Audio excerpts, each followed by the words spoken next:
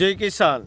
તો ખેડૂત મિત્રો 16 એપ્રિલ અને ખાસ તો આજે આપણા દનિયા જે હતા ચૈત્રી દનિયા તે પૂરા થયા અને આપણું પ્રાચીન વિજ્ઞાન પ્રમાણે હર વર્ષે દનિયા જોવાતા હોય છે।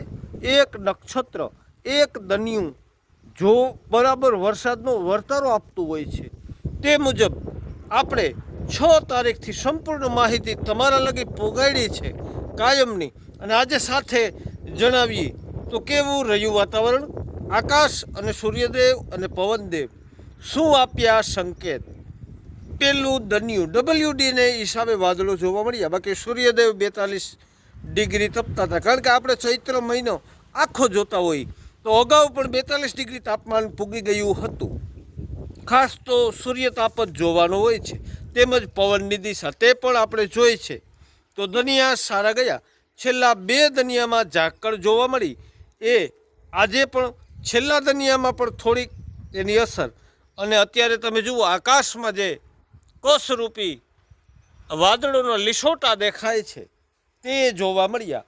અને ખાસ તો પવનોની વાત કરીએ તો ઈશાન ને પૂર્વ અને ક્યારેક પશ્ચિમ વાય એવું દેખાણું। અને હર વર્ષની જેમ કોઈ પણ દનિયાના જે સંકેત છે તે સારા વરસાદના નબળા વરસાદના એવું જોવામાં, ખાસ તો 42 ડિગ્રી તાપમાન સૂર્યદેવનું હોય તો એ વર્ષે વરસાદ સારા થતા હોય।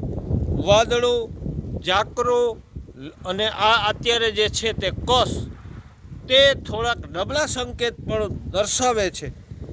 પણ ખેડૂત મિત્રો, ચૈત્રી દનિયા આપણે આખા મહિનાનું જે અધ્યયન છે તે ઉપરથી એવું સાબિત થાય કે અતિવૃષ્ટિ પણ નથી થવાની અને નબળો વરસાદ પણ નથી થવાનો। મારા ખેડૂત મિત્રોને જોઈ એ આખા વર્ષનું પાણી આરામથી થઈ જવાનું છે, કોઈ પણ વાતની ચિંતામાં આવવાનું નથી। અને જે કાંઈ આપણું અધ્યયન છે, આપણે તમામ જે દેશી અને પ્રાચીન જે આપણા સંકેત છે તેના તારણો છે, તેમાં ઉતાસણીના પવનો કે અગ્નિમાં ગયા તો તેને કારણે અગ્નિ જ્વાળા વધી જાય, તો એ થોડીક નબળી સંકેત તો ત્યાંથી જ દેખાડા। અને ત્યારબાદ આપણા ટીટોળીના ઈંડાવે પણ આપણે અલગ જ સંકેત આપ્યા છે।